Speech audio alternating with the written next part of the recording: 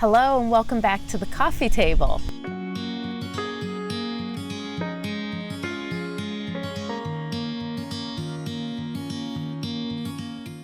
Although I'm in the middle of a really good book, All My Knotted Up Life by Beth Moore, I'm going to save that for another time so that I can talk about two documentaries that I just recently watched.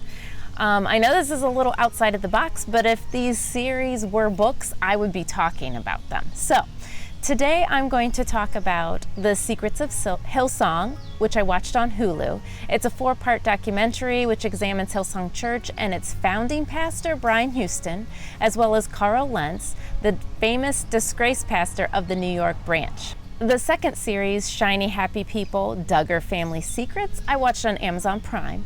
This docuseries dives into the Duggar family and their reality TV show, 19 Kids and Counting, which reveals the organization behind them, Bill Gothard and the Institute in Basic Life Principles.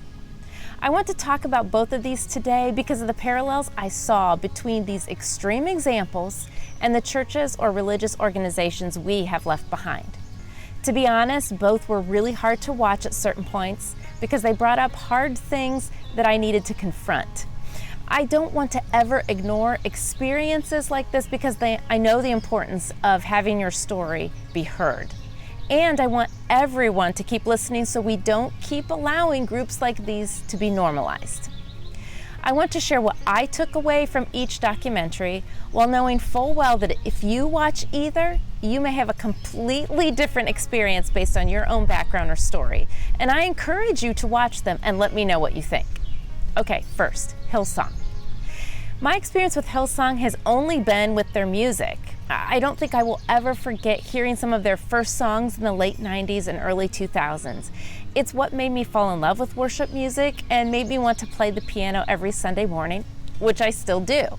But watching the series examine the founding pastor and his protege, I also saw toxic leadership, which I've experienced myself. When leading the church becomes about numbers, power, control, and money, any other good things coming out of the church turn sour. My biggest frustration was the way the series portrayed Carl Lentz as a sympathetic character. Even though he seemed to know what went wrong, he's now again a pastor at another megachurch. I was frustrated for his wife Laura, who's not without fault here, but seems to have no options other than to stay with Carl and end up at another church who most likely will not support them in their healing. The cycle seems destined to repeat itself. It is important, however, to hear the stories of the survivors, which they do share. I dug around on my podcast app to find more stories of people who left Hillsong, and I learned how much I have in common with them. As much as I was disappointed in Hillsong the church, I was not surprised. But the episodes about the Duggars and Shiny Happy People shocked me. I know I watched a couple of the episodes back in the day of 19 Kids and Counting, and I know I had heard about Bill Gothard, but I had no idea what was really being taught. Bill founded the IBLP, which became a homeschool movement and a way to raise a family.